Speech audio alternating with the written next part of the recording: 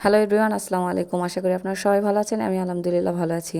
তো এই সরিষা ক্ষেতের ভিডিও আপনারা দেখতেই পাচ্ছেন। এটা অনেক দিন আগের ভিডিও, কিন্তু সময় স্বল্পতার কারণে আপনাদের মাঝে ভিডিওটা আপলোড করতে পারিনি। তো সরিষা যেহেতু শেষ, তারপরে আপনাদের মাঝে সরিষা ক্ষেতের ভিডিওটা আপনাদের মাঝে তুলে ধরলাম। তো ভিডিওটা দেখুন, আপনাদের কেমন লাগতেছে অবশ্যই কমেন্ট করে জানাবেন। গাইস, সরিষা ফুলের রং হলুদ আর সবুজের মাঝে হলুদ আমার কাছে অনেক চমৎকার লাগে। আপনাদের কাছে কেমন লাগে অবশ্যই কমেন্ট করে জানাবেন। এমন সুন্দর দৃশ্য আমাদের দেশ ছাড়া কি অন্য কোথাও দেখা যায়? আপনারা কমেন্ট করে জানাবেন। এই মাটিতে কি ফলানো হয় না, সব কিছুই ফলানো হয়। এজন্যই কবি বলেছেন, আমার দেশের মাটি সোনার চেয়ে খাঁটি। কথাটা কিন্তু আসলেই সত্য। তো আমি যাকে ভিডিও করতে নিয়ে গেছিলাম, সে কত স্টাইল করতেছে দেখুন হাতের। তো এই সরিষা ক্ষেতটা ছিল আমাদের এলাকা থেকে একটু দূরে, তাই আমার মনে হলো আমার একবার যাওয়া উচিত। সো আমি গিয়েছিলাম, আর যে আপনাদের মাঝে এই ভিডিওটা তুলে ধরলাম। অবশ্যই কমেন্ট করে জানাবেন সরিষা ক্ষেতের ভিডিও কেমন লাগতেছে। এদিকে সবার ভিডিও আপলোড দেওয়া শেষ সরিষা ক্ষেতের, আর আমার ভিডিও মাত্র আপলোড দেওয়া শুরু হলো। আপনারা যদি চান অবশ্যই এরকম আরও ভিডিও আপনাদের মাঝে তুলে ধরার চেষ্টা করব। অবশ্যই সেটা কমেন্ট করে জানাতে হবে। তো কিছু কিছু সরিষার ফুল শেষ হয়ে সরিষার দানা হওয়া শুরু হয়েছে, আর এদিকে সিয়াম মামা সরিষার দানা দেখাচ্ছিল। দেখুন মাঠ ভরা সরিষা, আর এটা পাকলে অনেক সরিষা হবে, আর দেশে তেলের চাহিদা পূরণ হবে। আমাদের দেশে যত রকম ফসল হয় তার মধ্যে অন্যতম এই সরিষা।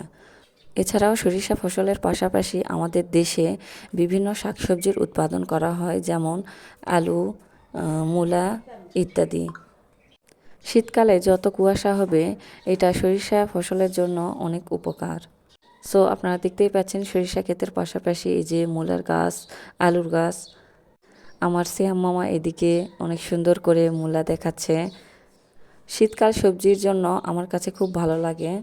বছরের অন্যান্য সময়ে এত শাকসবজি পাওয়া যায় না, আর পাওয়া গেলেও শীতকালের যে সবজিগুলোর যে স্বাদ, এই স্বাদগুলো পাওয়া যায় না। তো আপনারা আমার সাথে এই ভিডিওটা উপভোগ করুন, আর দেখুন সবুজ আর হলুদের কত সমারোহ। ভালোই লাগছে।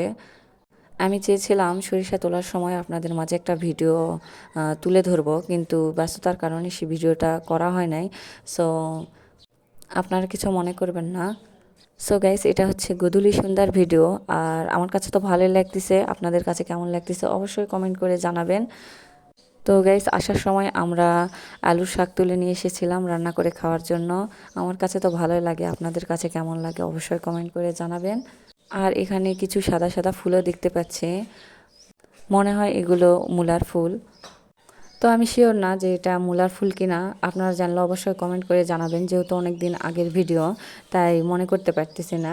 সো গাইস, আমাদের দেশের প্রাকৃতিক সৌন্দর্য আমার কাছে অনেক বেশি ভালো লাগে। উপরে দেখতেই পাচ্ছেন নীল আকাশ, আর নিচে সবুজের দিগন্ত জোড়া মাঠ, পাশে এক ফালি হলুদের দৃশ্য, আর অপর প্রান্তে আপনারা দেখতেই পাচ্ছেন রেল লাইন। যখন ট্রেন যায় তখন দেখতে চমৎকার লাগে। অনেকেই দেখেছি ট্রেনের জানালা দিয়ে এদিকের প্রাকৃতিক দৃশ্য ধারণ করে নিয়ে যায়। এজন্য আমি নিজেই এসেছি আজ ভিডিও করতে। তো এতক্ষণ ভিডিওটা দেখার জন্য আপনাদেরকে অসংখ্য ধন্যবাদ। যদি ভালো লাগে অবশ্যই লাইক কমেন্ট শেয়ার করবেন। ধন্যবাদ। আসসালামু আলাইকুম।